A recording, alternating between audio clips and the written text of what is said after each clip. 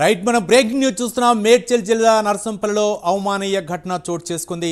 కుమార్తె ప్రేమ వివాహం చేసుకుందనే కోపంతో యువకుడి ఇంటిపై యువతి కుటుంబ సభ్యులు దాడికి దిగారు. యువకుడి తల్లిదండ్రుల కళ్ళలో కారం చెల్లి యువతను ఈడ్చుకెళ్లారు.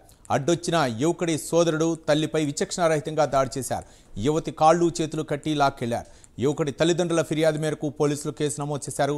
దాడి దృశ్యాలు అక్కడ సీసీ కెమెరాల్లో రికార్డయ్యాయి.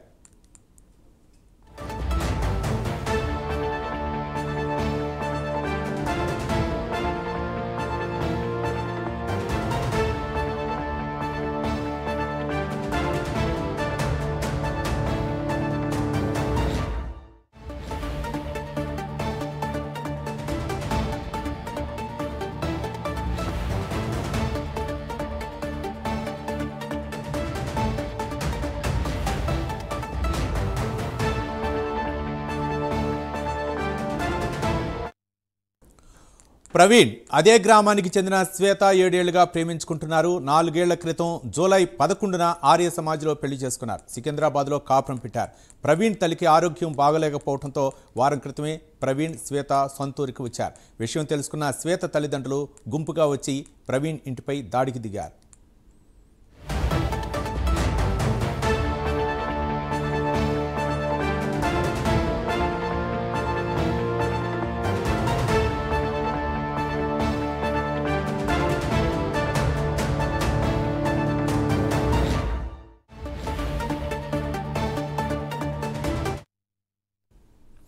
మేడ్చల్ జిల్లాలో దారుణం చోటు చేసుకుంది.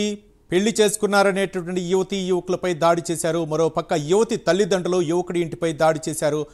అవమానీయ ఘటన నేపథ్యంలో మరింత సమాచారం మా కరస్పాండెంట్ లిఖిత మరింత సమాచారం అందిస్తారు. లిఖిత. Thank you Ravi. ఇప్పటికే మేడ్చల్ జిల్లాలో ఘటన ఏదైతే ఉందో ఇది క్లియర్ కట్గా ప్రస్తుత సమాజంలో జరుగుతున్న పరిస్థితులను మరోసారి కూడా వెనుతటి లేపుతున్న పరిస్థితులు అయితే ఉన్నాయి. ఎందుకంటే ప్రేమ వివాహం చేసుకున్నారు అంటే అయితే చంపేస్తాము లేకపోతే విడదీస్తాము అనే కాన్సెప్ట్లోనైతే ఇప్పుడు ట్రెండ్ నడుస్తున్నట్లుగానైతే కనిపిస్తుంది.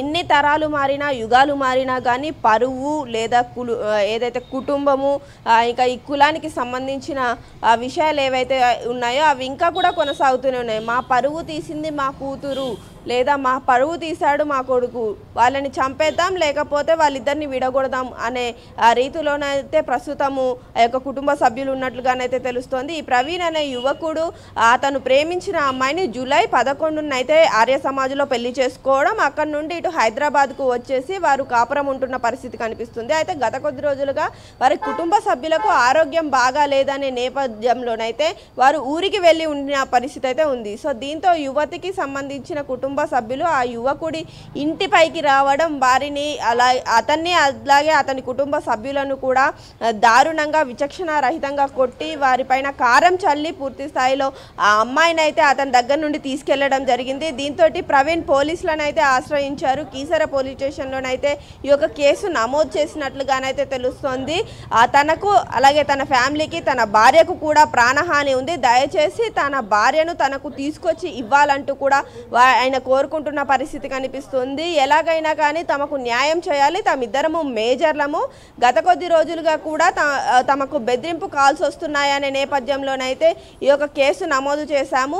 అయినప్పటికీ కూడా ఎవరిపైనా మేము ఎలాంటి ద్వేషాన్ని కూడా పెంచుకోలేదు, కేవలం మా ప్రేమను గెలిపించుకునే ప్రయత్నం మాత్రమే మేము చేశాము. మేమిద్దరం చాలా సంతోషంగా ఉన్నాము. ఇప్పటికైనా కుటుంబ సభ్యులు రియలైజ్ అయ్యి తన భార్యను తన వైపు పంపించాలి, తమకు ఎలాంటి హాని చేకూర్చకూడదు అంటూ కూడా కోరుకుంటున్న పరిస్థితి కనిపిస్తుంది. దీనికి పోలీసులు కూడా ఇప్పటికే కేసు నమోదు చేసుకోవడం, అదేవిధంగా యువతికి సంబంధించిన కుటుంబ సభ్యులను కూడా వారు కలవడం, వారితో మాట్లాడించే ప్రయత్నం చేస్తున్నారు. పూర్తి స్థాయిలో ఈ విషయానికి సంబంధించి ఇరు కుటుంబ సభ్యులను పిలిపించి మాట్లాడి ఆ యువకుడికి న్యాయం జరిగే విధంగానైతే అధికారులు వారి చర్యలను తీసుకుంటామంటూ కూడా హామీ ఇచ్చిన పరిస్థితులు కనిపిస్తున్నాయి. రవి.